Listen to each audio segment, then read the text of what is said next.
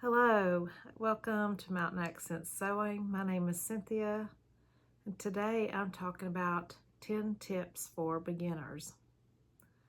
Now, some of these tips seem very simple, but they do work. And some of the tips I wish I had known back when I learned how to sew. If you got a sewing machine for Christmas and you're wanting to learn how to sew, I hope you find these tips useful. So, tip number 1, pick the right fabric.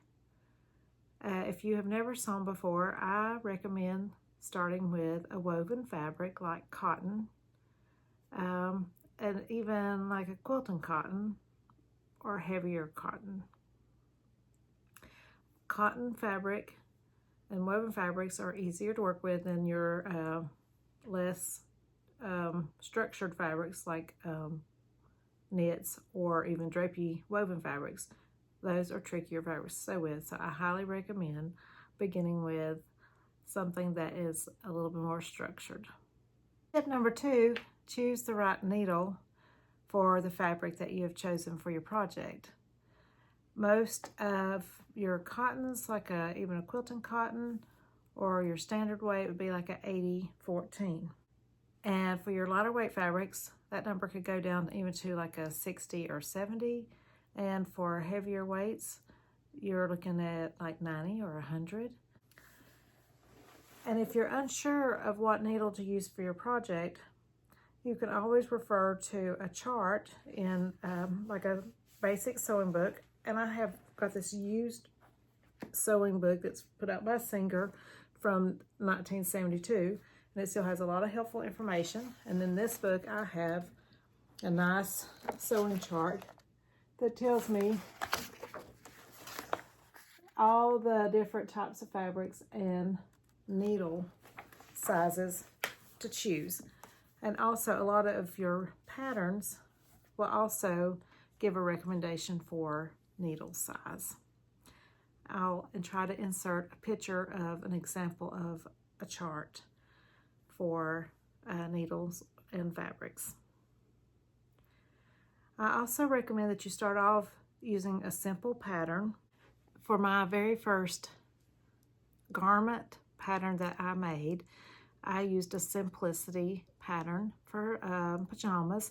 It was a unisex pattern that worked for adults and also children, and that is the first pattern that I used.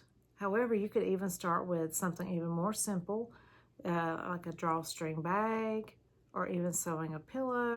Now, I am planning on doing a video later that with some of my favorite beginner patterns. So stay tuned for that in this beginner series. Tip number 4, if you do, when you decide to sew a garment, take your measurements. And again, this is another place where most patterns will have a chart that includes what measurements you need to take and where you should measure your body. So a lot of them are like either your high bust, your full bust, your waist, and your hip. But you can even get into more measurements if you want to do your high hip, low hip, thigh, your bicep, your shoulder, and then the length from your neck to your waist. And usually I do that one from the back, because a lot of patterns will give a back length measurement. And it may be like from your neck to your waist, or even neck to knee, or to give you an indication of how long the top or dress is. But with my pajama bottoms, the first time I sewed them, I went by kept the pattern as is, and I no longer own that pair of pajama bottoms, but they fit well in the waist, but the legs were extremely wide.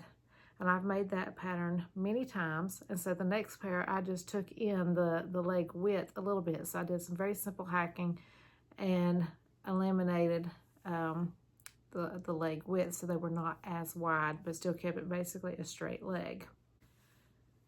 Tip number 5. Now this one seems like a very simple tip, but I found it extremely helpful. I begin sewing with my needle in the down position.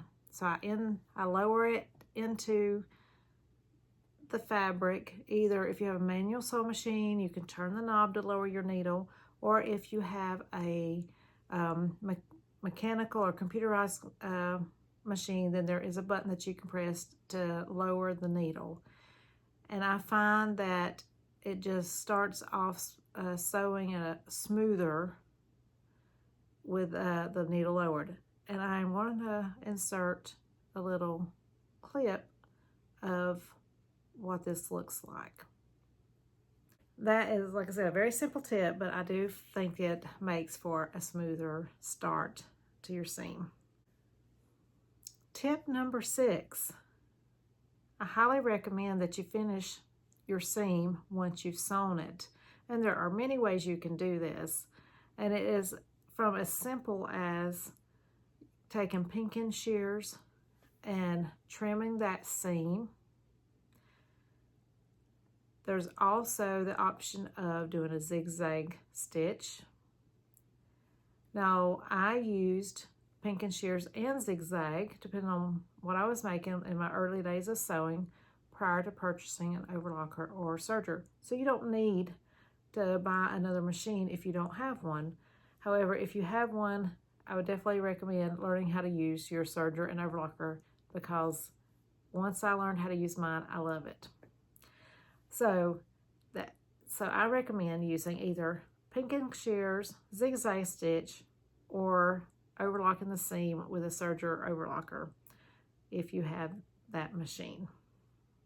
And going along with the seams and making your garment look as neat and professional as possible, the next tip, number 7, is press your seams.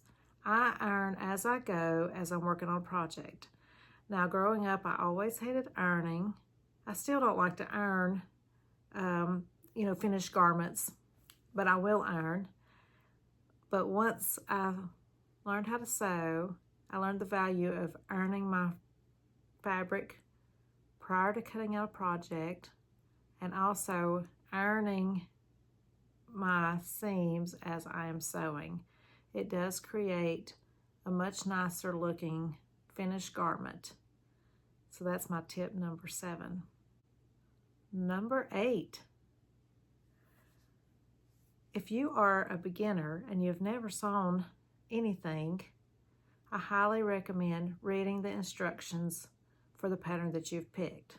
Whether that is a Big 4 pattern or an indie pattern, read your instructions. Now, the Big 4 patterns do not have as many detailed instructions. It doesn't always tell you when to finish your seam. And in this regard, you might want to start with an indie pattern that does hold your hand a little bit more. Now, as I said, my first garment pattern that I made was a pair of pajamas, and I used a zigzag stitch. I did press my seams, but I do not recall it giving me as many details in the pattern as I learned later on. But if you're just wanting to learn how to make something that you can wear in your own home that you don't necessarily wear out, you can still start off with that Big 4 pattern. And I am going to include some Big 4 patterns in my beginner series top pattern picks. So, like I said, stay tuned for that in my beginner playlist. Number 9. Use the right tools. Now, this one is another one that I am going to create a separate video to go more in depth with sewing tools. But for this particular video, please pick out a pair of fabric scissors, or if you're going to use a rotary cutter, have a designated pair of scissors for just sewing, or for cutting fabric and for your sewing. So don't cut out a pattern, or don't cut out other paper, or let someone in your family use your scissors for whatever they want to use it for. Guard them with your life and tell them no, they can't use your scissors. save them just for fabric. Now I started off with just a pair of viscose scissors. They work great. And then later I purchased another pair of scissors. I also own a pair of ginger scissors. And these are designated fabric scissors. They were not too terribly expensive. I do not recall if I ordered them from a shop or from Amazon, but they are a sturdy pair of scissors. I'm also going to show you another pair of scissors. Okay, so for another option for fabric scissors, and especially if you have any issues with your hands and have difficulty holding a pair of scissors like this and cutting, I received these scissors as a gift, and I also have designated them for fabric. And these are Fisker scissors. They're more ergonomic. They have a spring here, and they've got plenty of room for your hand. And when you're cutting your fabric, it stays flat. So if you have like arthritis or anything like that, these scissors do make it easier to cut through fabric. So, like I said, get you some scissors, and they can be inexpensive regular scissors or even like the ergonomic scissors, but pick your scissors and designate them for fabric only. Number 10. Your seam ripper is your friend. If you make a mistake and you do need to unpick a seam, which it happens to all of us, even people who have been sewing much longer than I have, then there are going to be times when you make a mistake and you're going to need to unpick your seam. So don't be afraid to use an unpicker. And going along that same line, or bonus tip number 11, have fun. Don't be afraid to make mistakes.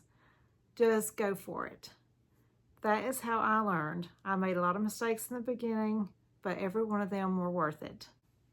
Thank you for joining me today for my first video for my beginner series.